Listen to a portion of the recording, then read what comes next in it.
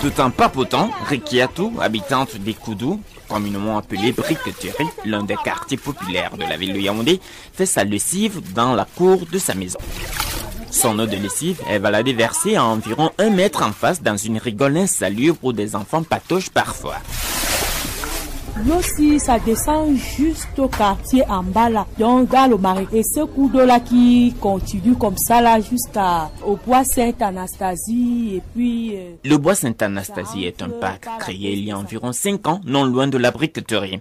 Il reçoit, d'après l'un des guichetiers, 200 à 900 personnes par jour. Le parc est traversé par les eaux venant de la Briqueterie et par celles noirâtres et particulièrement nauséabondes provenant d'un immeuble situé à l'autre bord de la route qui longe le parc.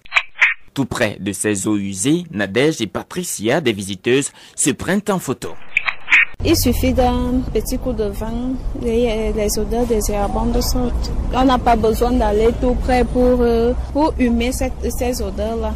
Bon, généralement, c'est comme j'étais en train de prendre les photos là tout à l'heure, ça me gêne.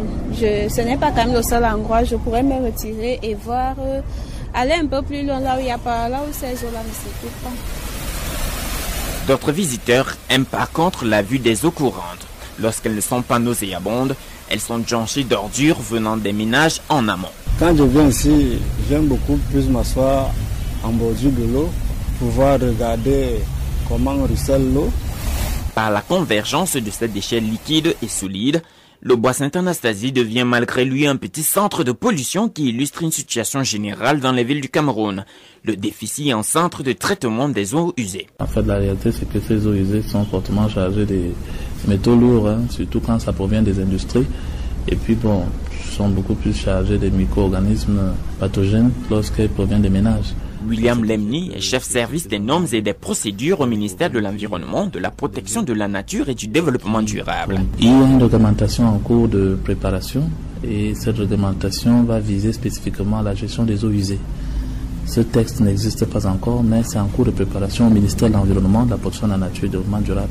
Voilà, donc ce qui fait que en général, ces eaux usées sont soit pour la plupart juste rejetées dans la nature, c'est-à-dire dans l'environnement, sans traitement, y compris les eaux usées industrielles, ou alors pour quelques-uns qui le peuvent, ils font collecter leurs eaux usées par des camions qui viennent vidanger leurs fosses septiques. Et c'est toujours déplacer le problème puisque quand ils collectent cela, ils partent reverser cela dans la nature. Pour savoir où sont rejetés les déchets des fosses septiques, nous avons rencontré Issa, l'un des propriétaires des camions citernes qui offrent des services de vidange ou de curage. Déjà, nous avons un site en Bankomo qu'on a loué.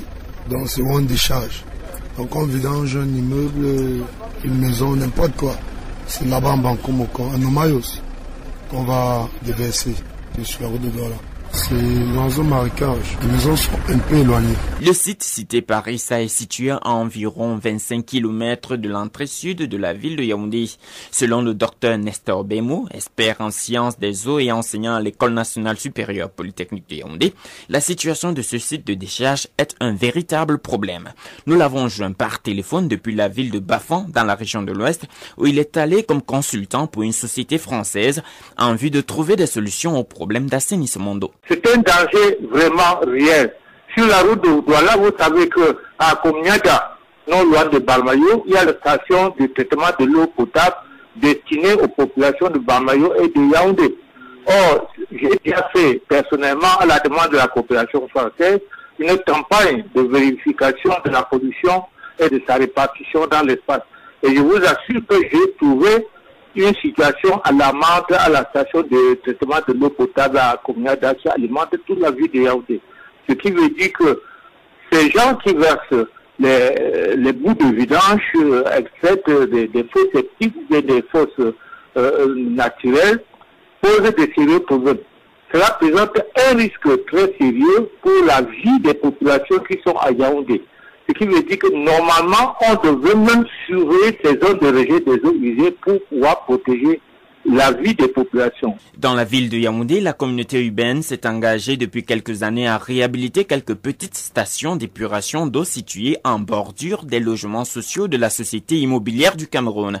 Mais cette mesure est comme une goutte d'eau dans la mer. En attendant que le problème soit pris à bras le corps, les habitants de Yaoundé restent constamment exposés à des épidémies de choléra ou d'autres maladies hydriques.